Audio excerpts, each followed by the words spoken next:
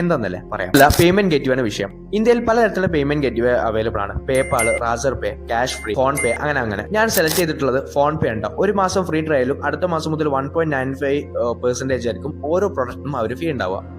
ഓരോ പേയ്മെന്റ് ഗേറ്റ്വേക്കും പലതരത്തിലുള്ള ക്രൈറ്റീരിയ ഉണ്ടാവും. പ്രത്യേകം ശ്രദ്ധിക്കേണ്ടത്, നമ്മളൊരു ഫുഡ് ബിസിനസ് ആണെങ്കിൽ FSIC ലൈസൻസിലുണ്ടോ നമ്മുടെ പേര് കൃത്യമാണെന്നുള്ളത് പ്രത്യേകം ശ്രദ്ധിക്കണം. അതോടൊപ്പം തന്നെ ഉദ്യോഗം രജിസ്റ്റർ നമ്മുടെ KYCയിൽ ബാങ്ക് അക്കൗണ്ട് രജിസ്റ്റർ ചെയ്യുമ്പോൾ നമ്മൾ പേഴ്സണൽ അക്കൗണ്ട് ആണ് സാധാരണ സ്റ്റാർട്ട് ചെയ്യല്. പക്ഷേ എന്റെ FSIC ലൈസൻസിൽ മെൽച്ചോ ഫുഡ്സ് LLP ആയതുകൊണ്ട് എനിക്ക് എന്തായാലും കറന്റ് അക്കൗണ്ട് ഓപ്പൺ ചെയ്യാതെ പേയ്മെന്റ് ഗേറ്റ്വേ തുടങ്ങാൻ പറ്റില്ല. അത് മനസ്സിലാക്കിയപ്പോഴാണ് ഇത് തുടങ്ങാൻ അത്യാവശ്യം ടൈം ഉണ്ട് ഒരു കറന്റ് അക്കൗണ്ട് ഓപ്പൺ ചെയ്യാന്നുള്ളത്. അതൊരു മറ്റൊരു പ്രശ്നം തന്നെയാണ്. പക്ഷേ ഇതിനൊരു ടേസ്റ്റ് ഉണ്ട് കേട്ടോ. അടുത്ത വീഡിയോയിൽ പറയാം.